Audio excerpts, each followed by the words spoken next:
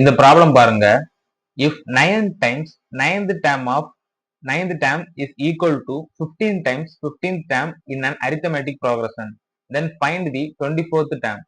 ஒரு கூட்டுத்தொடர் வரிசையில் 9வது உறுப்பு 9ஆம் மடங்கு 15வது உறுப்பின் 15வது மடங்கிற்கு சமம் எனில் 24வது உறுப்பை காண்க அப்படின்னு கேட்டிருக்காங்க.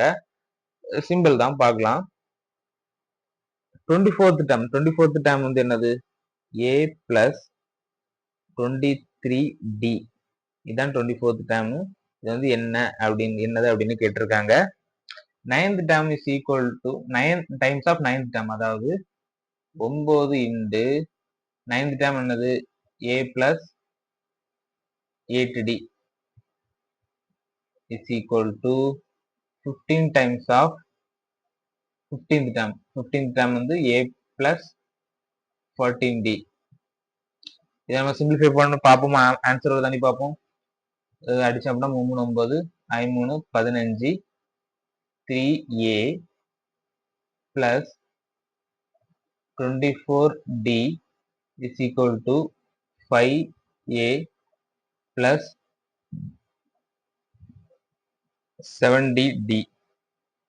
எங்க கொண்டு வந்தோம் அப்படின்னா -2a வரும் is equal to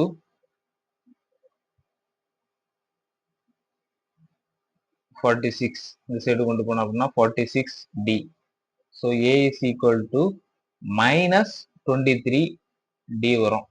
இப்போ நம்மளுக்கு இதை சிம்பிளிஃபை பண்ணச்சுல a ஓட வேல்யூ கிடைச்சது. இதை நம்ம இதில் சப்ஸ்டிட் பண்ணலாமா?